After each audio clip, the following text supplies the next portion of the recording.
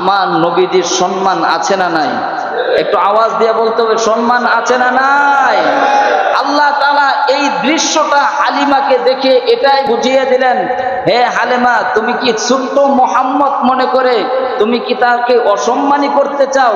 তোমার স্বামীর পিছনে আমার মুহাম্মদ আমার বন্ধু বসবে, এটা আমি আল্লাহ কখনোই বরদাস্ত করব না। বলেন আল্লাহু আকবার। সম্মানিত হাজিরিন, আজকেও পৃথিবীর মধ্যে আমাদের বাংলাদেশের মধ্যে এমনও কিছু কুলাঙ্গার নাস্তিক আছে আমার নবীজিকে নিয়ে অসম্মান করে। কথা বলেন ঠিক কিনা? আমার নবীজিকে নিয়ে কটূক্তি করে এমন কুলাঙ্গার নাস্তিক আছে কিনা? হে আমার যুবক ভাইয়েরা, সব সময় মনে রাখতে হবে, তোমরা যদি আল্লাহর হাবিবের ভালোবাসা চাও, আল্লাহর হাবিবের মহব্বত চাও, আল্লাহর নবীর সাথে জান্নাতে যেতে চাও, খোদার কসম করে বলি, তোমার এতটুকু মায়া মহব্বত যদি না থাকে আল্লাহর নবীর প্রতি, তাহলে তুমি কোশ্চিন কালেও জান্নাতে যেতে পারবে না। কথা বলেন ঠিক কিনা? সুতরাং এই দেশের মধ্যে কোথাও কখনো যদি আল্লাহর হাবিবকে নিয়ে কটূক্তি করা হয়, আমরা এখান থেকে ঘোষণা দিতে চাই, আমরা সকল যুবকেরা সেই নাস্তিক আর মুরতাদের কল্লা রাখবো না। কথা বলেন ঠিক কিনা? এই বাংলাদেশে তাদের সাথে আমাদের কোনো আপোষ নাই। কথা বলেন ঠিক কিনা? তাদের সাথে কোনো আপোষ নাই। বাংলাদেশের সকল মানুষ থাকবে, কিন্তু কোনো নাস্তিক মুরতাদ আল্লাহর নবীর দুশমন থাকতে পারবে না। কথা বলেন ঠিক কিনা? সুতরাং আমার ভাইয়েরা, আল্লাহর হাবিবের সাথে জান্নাতে যেতে হলে নবীর মহব্বতের দরকার আছে না নাই? এই কথাই আল্লাহ সুবহানাহু ওয়া তাআলা হালিমাকে বুঝিয়ে দিলেন, হে হালিমা, আমার নবী পিছনে বসার মানুষ না, আমার নবী থাকবে সব সময় সামনে। কথা বলেন ঠিক কিনা?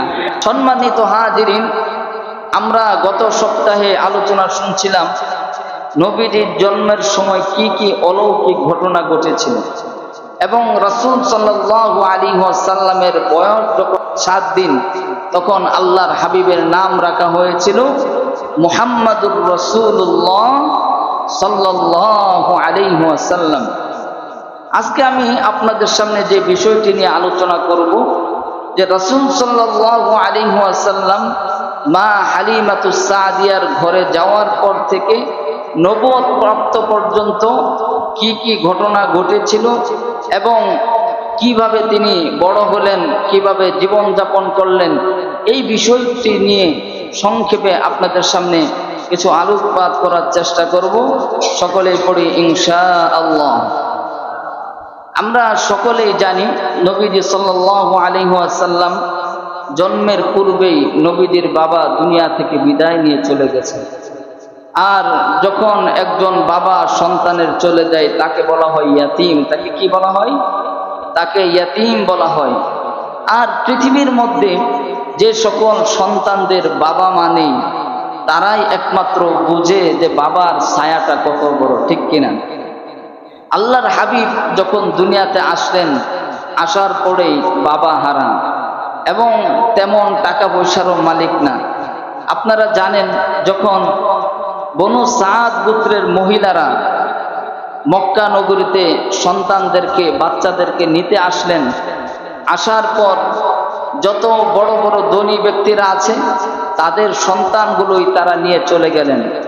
অথচ আল্লাহর হাবিব রাসূল সাল্লাল্লাহু আলাইহি ওয়াসাল্লামের দাদা আব্দুল মুত্তালিব ঘরের সামনে দাঁড়িয়ে দাঁড়িয়ে বলতেছেন, কে আছো, আমার নাতিকে তোমরা নিয়ে যাবে।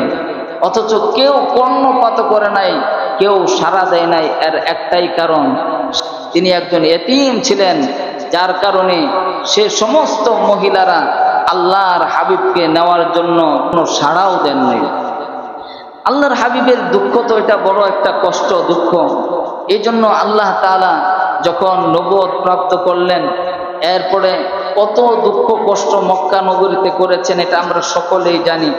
কুরাইশ বংশের লোকেরা, কাফের মুশরিকেরা বারবার নির্যাতন করেছেন। এমনকি নবীজির শরীরে যেখানে মশা মাছি বসাও হারাম ছিল, সেই শরীর থেকে রক্ত পর্যন্ত জড়িয়েছেন। কথা বলেন ঠিক কিনা?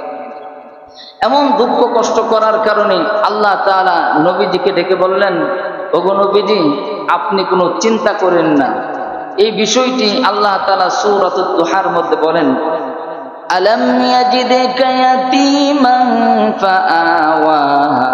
ও ওগো নবীজি, আপনাকে আমি এতিম হিসাবে দুনিয়াতে পেয়েছি, সুতরাং আপনার অনেক দুঃখ কষ্ট আছে, মনের মধ্যে অনেক কষ্ট জমা থাকতে পারে, কিন্তু আপনি জেনে রাখেন আপনার কোনো দুঃখ কষ্ট নাই, কারণ সর্ব অবস্থায় আমি আল্লাহ রাব্বুল আলামিন আপনার আশ্রয়দাতা হিসাবে থাকবো। বলেন সুবহানাল্লাহ।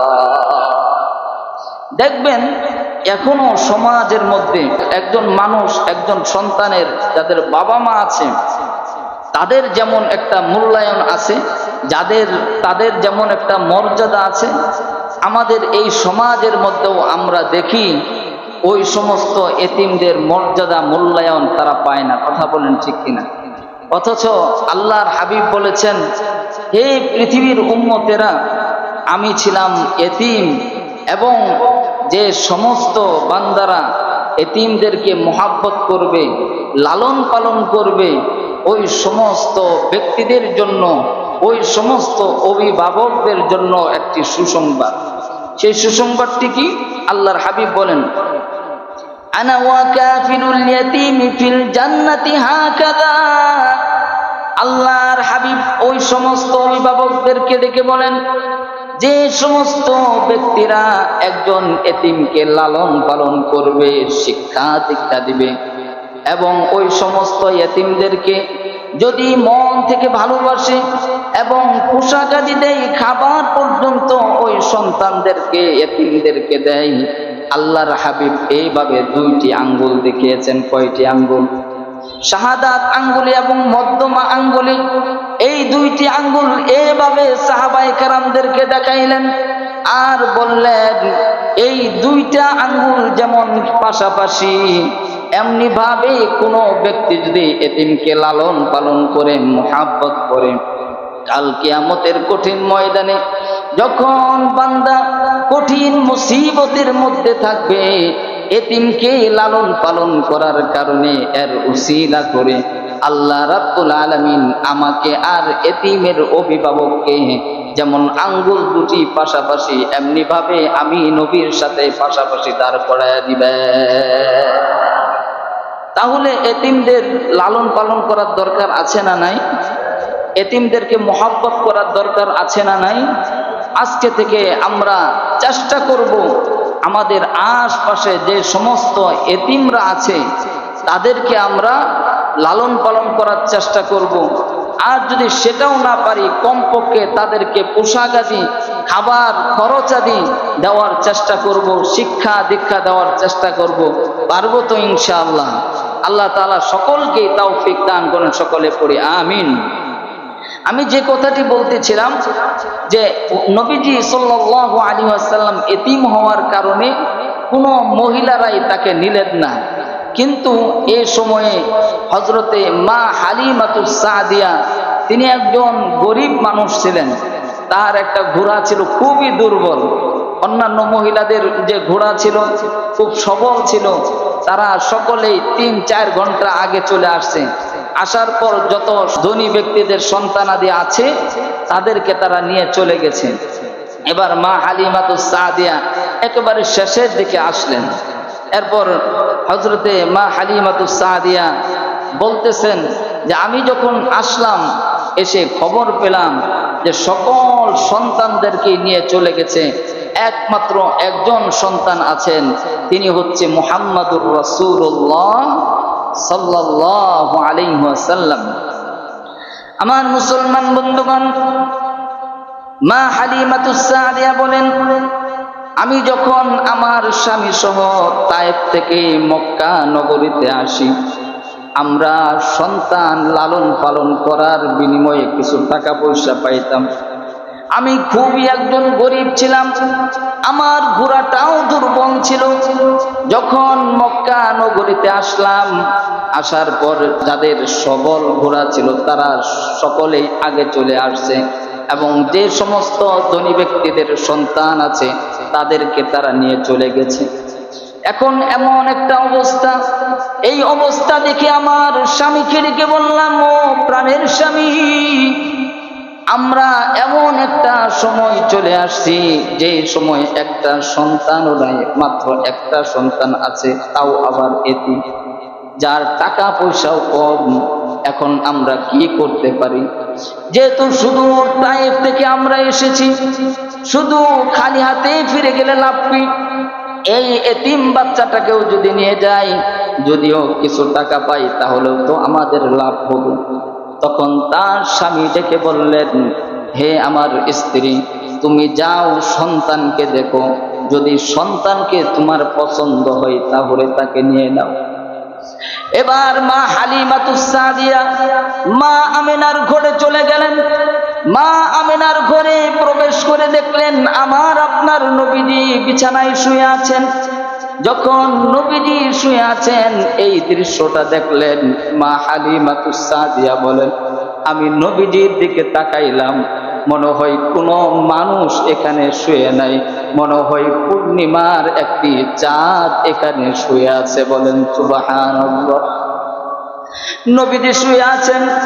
মা হালিমাতুস সাদিয়া বলেন, আমি আর টিকতে পারলাম না, মুহাম্মদকে দেখে আমি দৌড়িয়ে চলে গেলাম, বুকের মধ্যে জড়িয়ে ধরলাম। যখন মুহাম্মদকে বুকের মধ্যে জড়িয়ে ধরলাম, জড়িয়ে ধরার সাথে সাথে আমার শরীরটা এমন ভাবে কেঁপে উঠলো, যেমন কোনো মানুষকে যদি কারেন্ট শর্ট করলে কেঁপে ওঠে, তেমনি ভাবে আমার শরীরটা কেঁপে উঠলো। আর আমার স্বামীকে ডেকে বললাম, ও আমার প্রাণের স্বামী, আমি কোনো টাকা পয়সা চাই না, আমার কোনো টাকা পয়সার প্রয়োজন নাই, আমি এমন একটি মানুষ পেয়েছি, আমার মনে হয় এটা এমন এক বরকত, এমন এক নিয়ামত, যা দুনিয়ার পৃথিবীর মধ্যে এমন নিয়ামত হতে পারে না। বলেন সুবহানাল্লাহ। আমার ভাইরা, হযরতে হালিমাতুস সাদিয়া হযরতে নবী মুহাম্মদুর রাসূলুল্লাহ সাল্লাল্লাহু আলাইহি ওয়াসাল্লামকে দেখেই তিনি আকৃষ্ট হয়ে গেলেন। এবার হযরতে নবীজি সাল্লাল্লাহু আলাইহি ওয়াসাল্লামকে নিয়ে তায়েফের দিকে রওনা হবেন। আমার ভাইয়েরা, যখন নবীজিকে নিয়ে তায়েফে রওনা হবেন, তারা তো একটা বাহন নিয়ে আসছিলেন, এখন এই বাহনের মধ্যে উঠবেন। হযরতে হালিমাতুস সাদিয়া বলেন, আমি বুকে করে মুহাম্মদকে নিয়ে আমি মাঝখানে বসলাম, আমার স্বামী উঠলেন সামনে, আমি পিছনে, আর মুহাম্মদ হচ্ছে মাঝখানে। কারণ পিছনে যদি থাকে তাহলে পড়ে যাওয়ার একটা আশঙ্কা আছে, ঠিক না? আর যদি সামনে থাকে তারপরেও একটা পড়ে যাওয়ার আশঙ্কা আছে। এটা যদি আমাদের সামনে এরকম হয়, আমরা তাই করতাম যে মাঝখানে বসাতাম।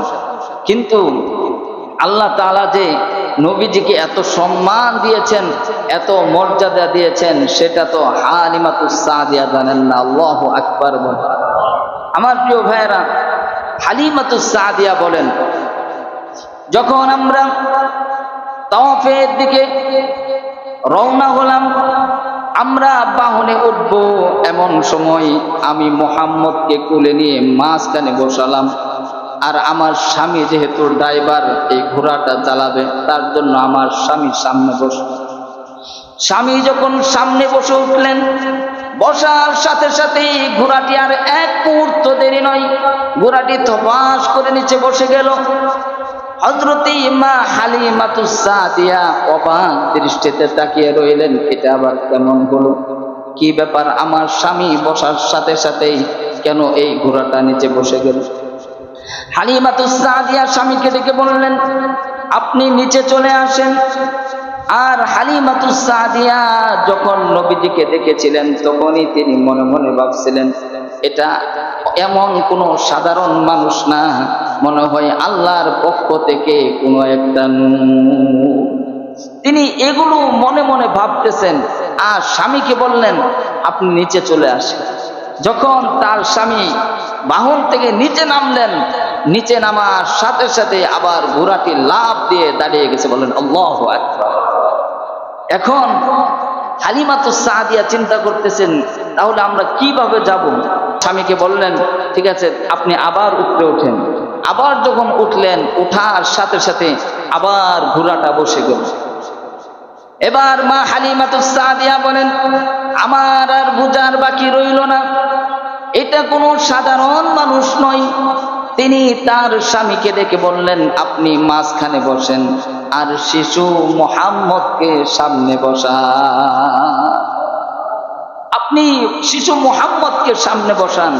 যখন শিশু মুহাম্মদকে সামনে বসানো হলো, যে বাহনটি মদিয়ে তায়েফ থেকে মক্কা নগরীতে আসতে আসতে অনেক সময় নিয়েছে, অনেক লেট করেছে, আর মুহাম্মদ সাল্লাল্লাহু আলাইহি ওয়াসাল্লামকে সামনে বসানোর সাথে সাথে এই ঘোড়া এমন দ্রুত গতিতে চলতেছে, তার আগে যে সমস্ত মহিলারা ঘোড়া নিয়ে এসেছিল, বাহন নিয়ে এসেছিল, সকল বাহনকে পিছনে ফেলে আল্লাহর রাসূল যেই ঘোড়ায় উঠেছে সেই ঘোড়া দৌড়িয়ে দিয়ে সবার আগে চলে গেছে। বলেন আল্লাহু আকবার। সকল মহিলারা অবাক, কি ব্যাপার, আমাদের সাথে যাইতে পারলো না, কারণ এত দুর্বল ঘোড়া, অথচ এখন আমাদের আগে চলে গেল। সে সকল বনু সাদ গোত্রের মহিলারা মা হালিমাতুস সাদিয়াকে ডেকে বললেন, হে হালিমা, তুমি কি নতুন বাহন কিনেছো নাকি? তখন হালিমাতুস সাদিয়া বললেন, না না না, আমি যেই বাহনটি নিয়ে মক্কা নগরীতে গিয়েছিলাম সেই বাহনটি নিয়ে আমি এখন চলতেছি। তাহলে কি এমন বরকত হলো? এই বাহনটি তো আমাদের অনেক পিছনে ছিল, আর আমাদের আগে কিভাবে চলে যাচ্ছে আমরা কিছুই তো বুঝতে পারতেছি না। হালিমাতুস সাদিয়া ডেকে বলল, এটা কোনো বাহনের শক্তি নয়, এটা কোনো বাহনের শক্তি নয়, এটা হচ্ছে আমার কুরাইশের মেহমানের শক্তি। বলেন আল্লাহু আকবার।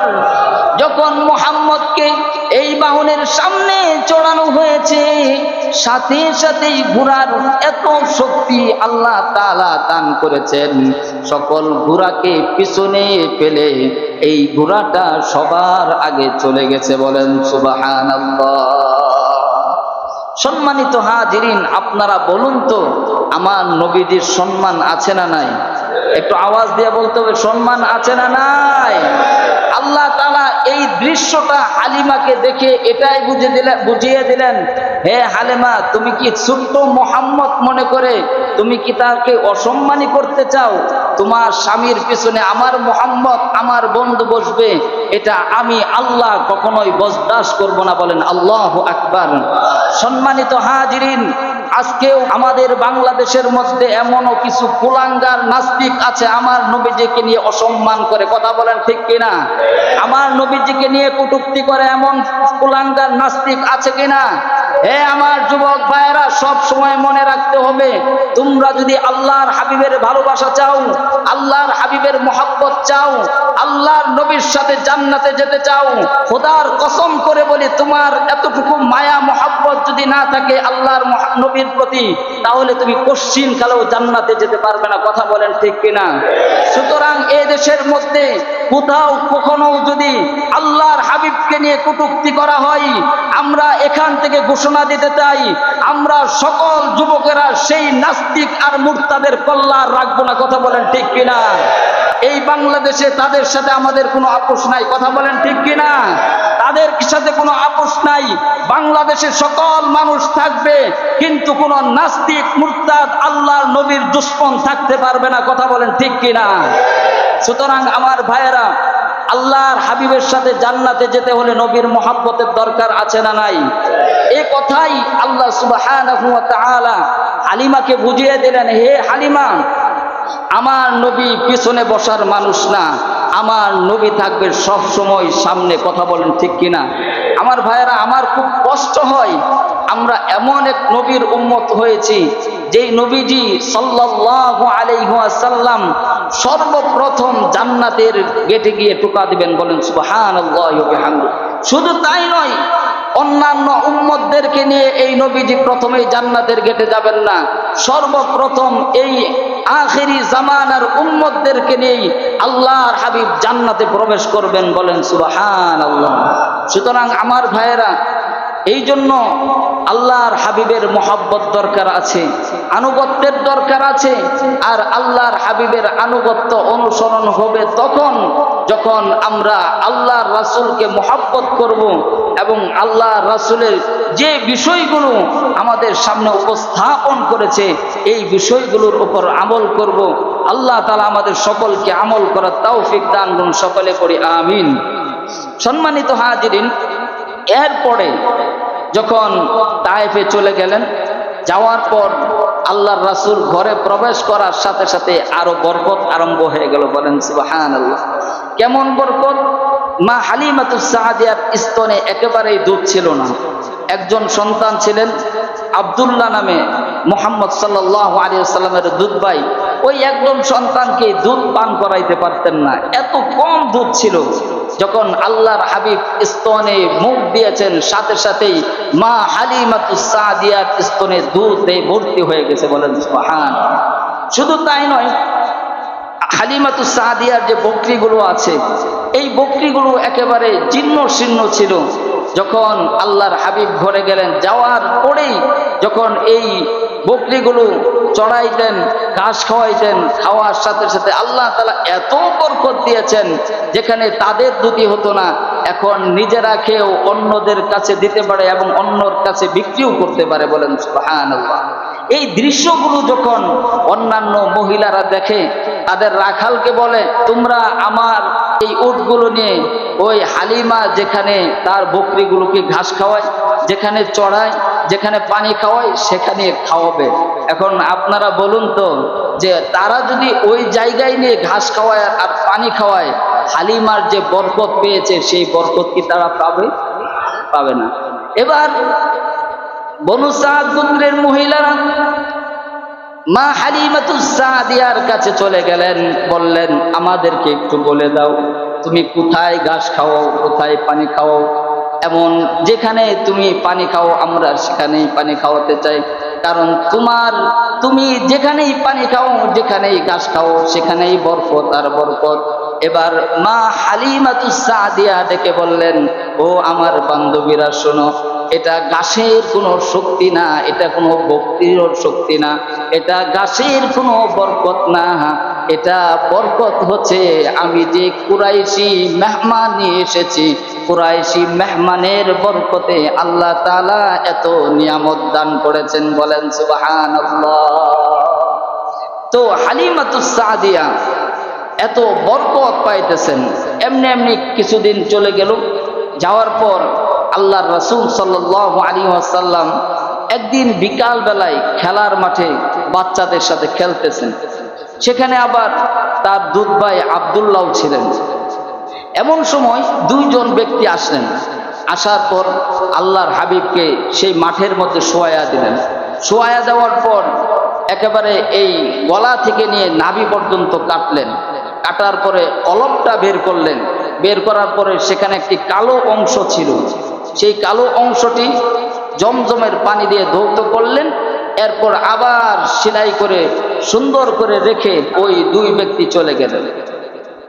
এখন সকল বাচ্চারা এই দৃশ্য দেখে সকলের কাঁপন শুরু হয়ে গেল।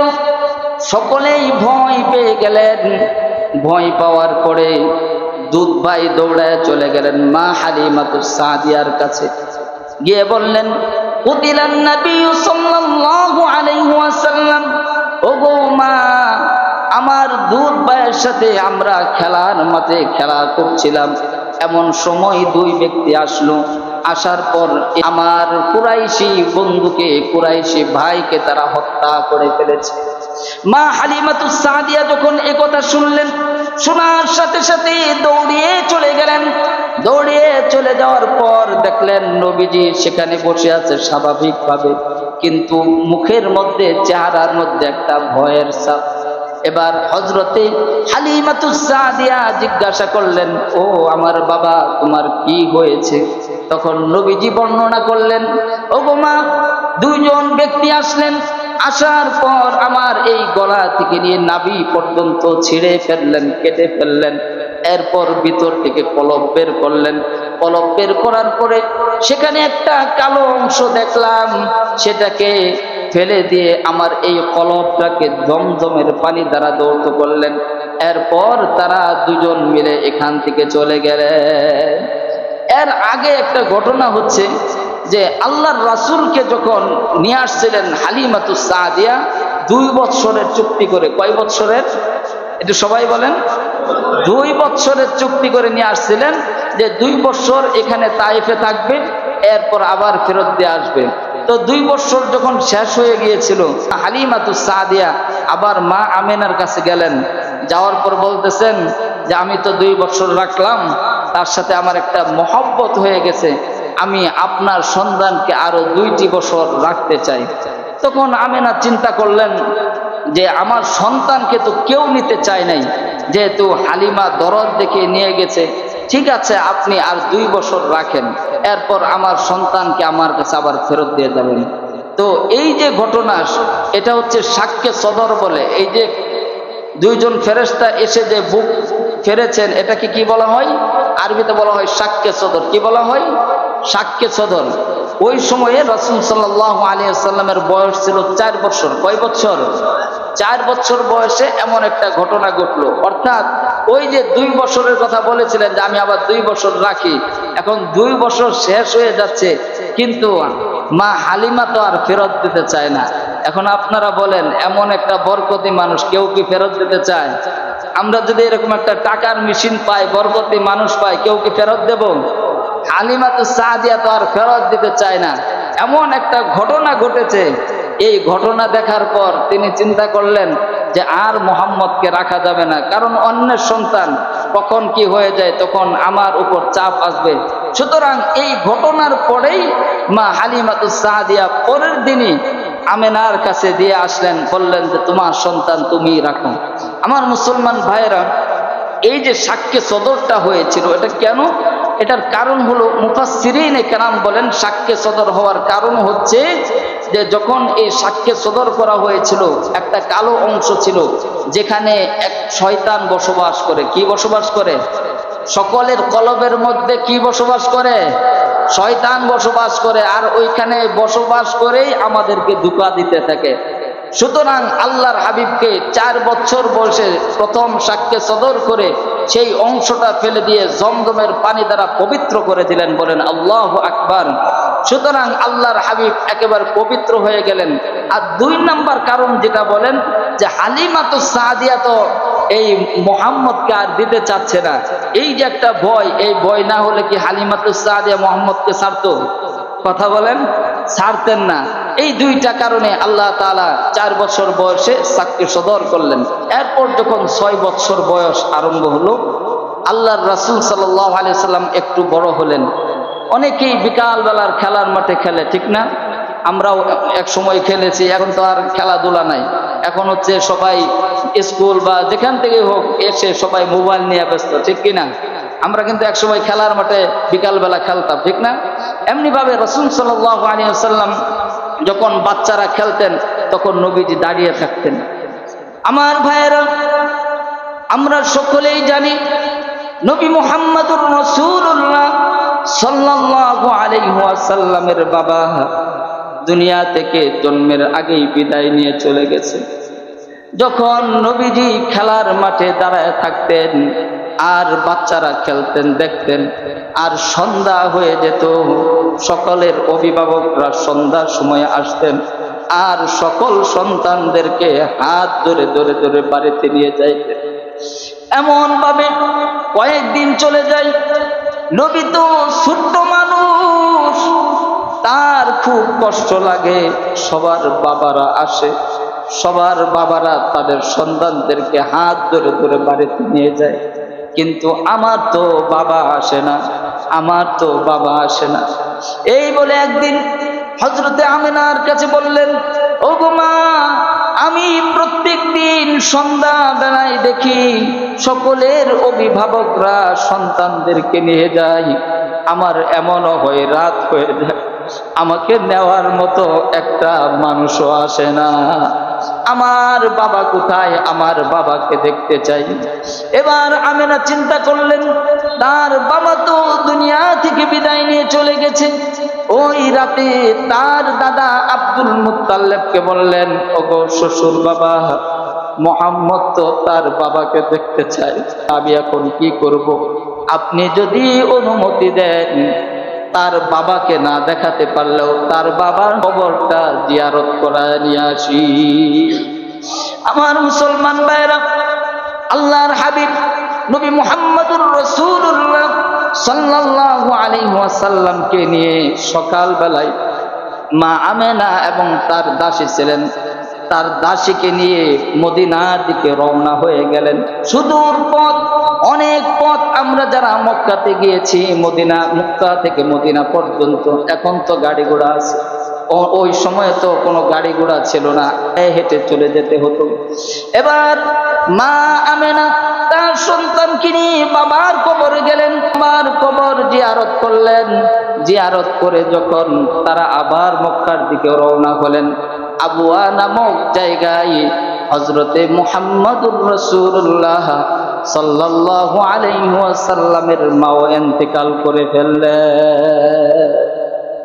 যখন মক্কার দিকে ফিরতেছেন তখন তার মাও দুনিয়া থেকে চলে গেল।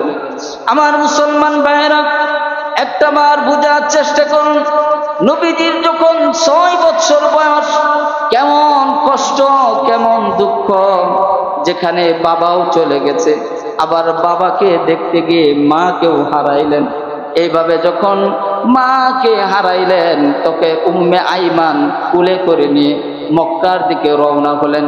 যখন বাড়ির সামনে আসলেন, আব্দুল মুত্তালিব তার দাদা তাদের দৃশ্য দেখেই বুঝে ফেললেন কিছু একটা হয়েছে।